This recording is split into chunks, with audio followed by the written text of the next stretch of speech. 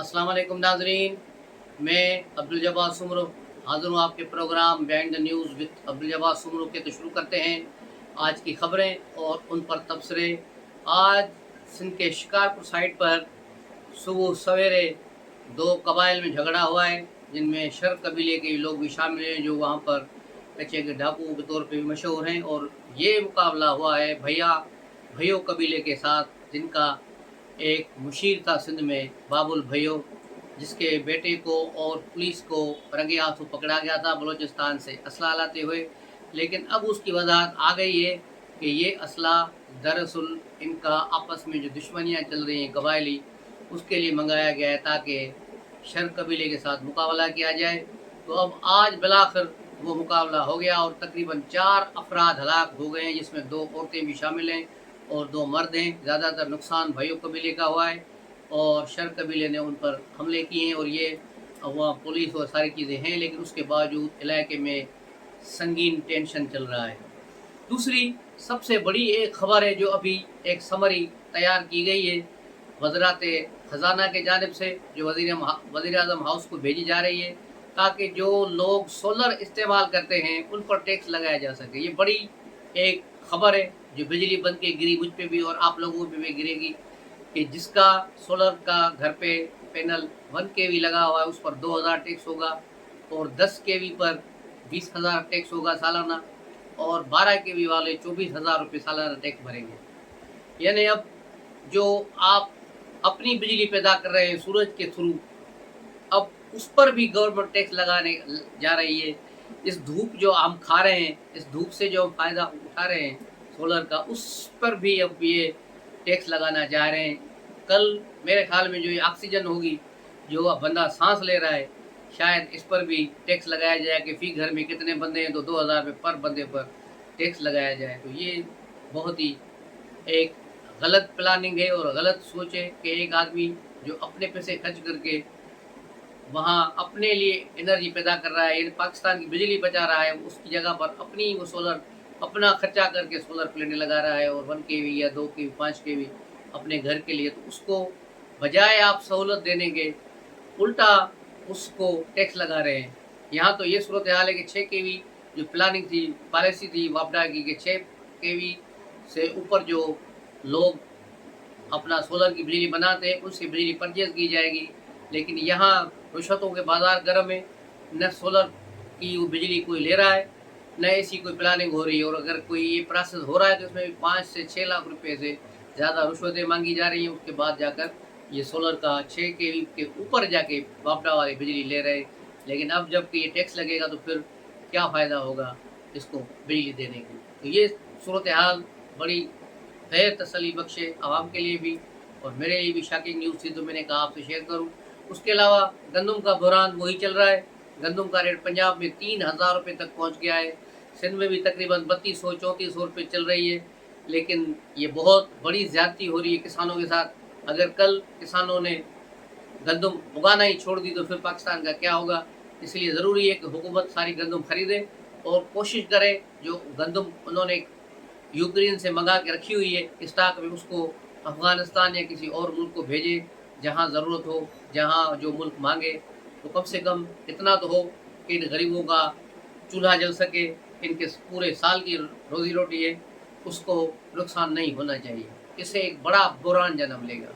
और अभी यही हो रहा है कि पंजाब में तो किसानों ने कहा है कि वो एहतजाज करेंगे। हो सकता है मुजफ्फरगढ़ में तो हल्का फुल्का एहतजाज शुरू हो गया है जनूबी पंजाब में। ये अब अपना जो है वहाँ से मुजाहरीन लेकर जुलूस लेकर शायद लाहौर की तरफ मार्च करें।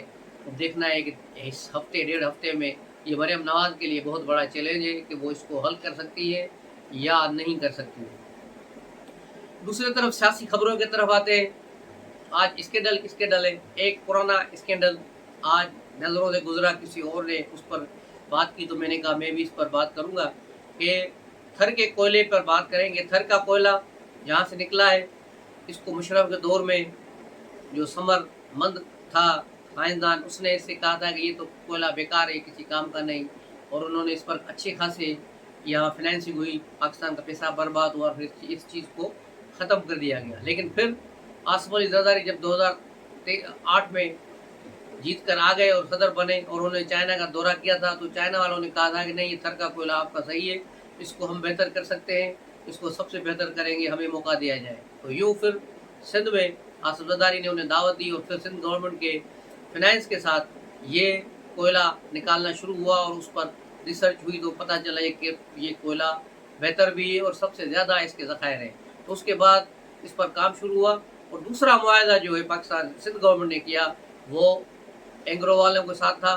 उसको जो है 50% 51% एग्रो वालों का और 49% प्रॉफिट में शेयर सिंध गवर्नमेंट का है। लेकिन इसमें बड़ी खराबी ये थी कि ये 100% जो है खर्चा सिंध गवर्नमेंट ही उठाएगी, यानी खर्चा सिंध गवर्नमेंट करेगी, वहाँ से मशीनरी वगैरह वो लगाएंगे एंग्रो वाले, और माल जो निकलेगा उसका प्रॉफिट का 51% एंग्रो वाले ले जाएंगे और 49% ये ले जाएंगे। और कहा जा रहा है ये पब्लिक प्राइवेट पार्टनरशिप है। अगर ये मैं गलत हूँ तो सिंध गवर्नमेंट को चाहिए इंफॉर्मेशन मिनिस्टर शर्जील मेमन को तो इसकी तरदीद करे और बताएं कि हक़ाइक़ क्या हैं, क्योंकि इससे ये बातें अभी जन्म ले रही हैं कि एंग्रो के शेयर्स, सबसे ज़्यादा शेयर किसके पास है और ये शेयर्स किसके पास है उसकी भी मैं नाम नहीं लूँगा किसी का, आप खुद डाट टू डाट मिलाते जाएँ कि एंग्रो के शेयर किसी के पास पहले थे, वो बेचकर पाकिस्तान से बाहर जा चुके हैं, और उसको किसको शेयर बेच के गए हैं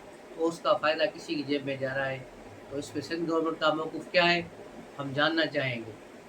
दूसरी तरफ PML नून में सियासी सरगर्मियाँ शुरू करने के लिए तेज़ी आ गई है। कल मियां मोहम्मद नवाज शरीफ ने चाइना से राना सनाला को कहा है कि वो पार्टी को मुतहर्रिक करे, और अब पार्टी की सदारत के लिए मियां नवाज शरीफ तेज़ी के साथ तैयार हो गए और जल्दी वापस आएंगे, और इनका जो जनरल काउंसिल का इजलास लाहौर में होना है उसमें यकीनन मियां नवाज शरीफ को पार्टी का अगला सदर बना दिया जाएगा। इस सिलसिले में आज राना सना ने एक प्रेस कॉन्फ्रेंस भी की है, उसमें भी उन्होंने बताया कि बिल्कुल इसी तरह हो रहा है, हम ये काम करने जा रहे हैं और ये काम होगा। दूसरी तरफ हुकूमत और PTI के दरमियान थोड़ी बर्फ़ पिघली है।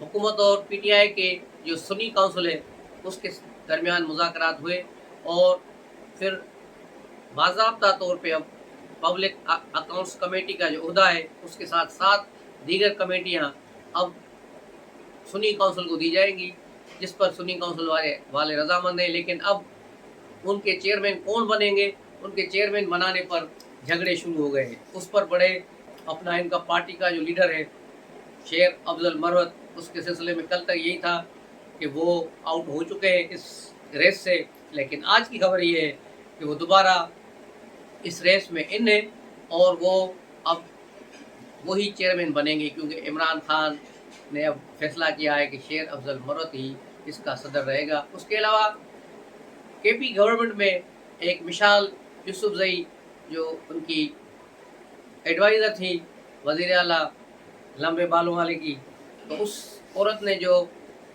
गंद मचाया है पिछले 1 महीने के अंदर अंदर, बहुत से मसाइल पैदा किए हैं अपने लिए, पार्टी के लिए, तो उसके लिए अब अमीन गंडापुर ने फैसला किया है कि इसको ओहदे से हटाया जाए।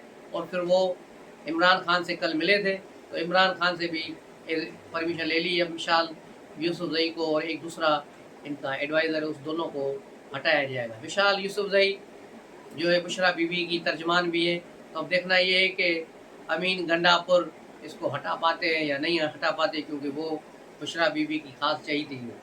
दूसरी तरफ आज PTI ने एहतजाज भी किया है मुख्तलिफ शहरों में, लेकिन कारकुनों का एहतजाज नज़र नहीं आ रहा।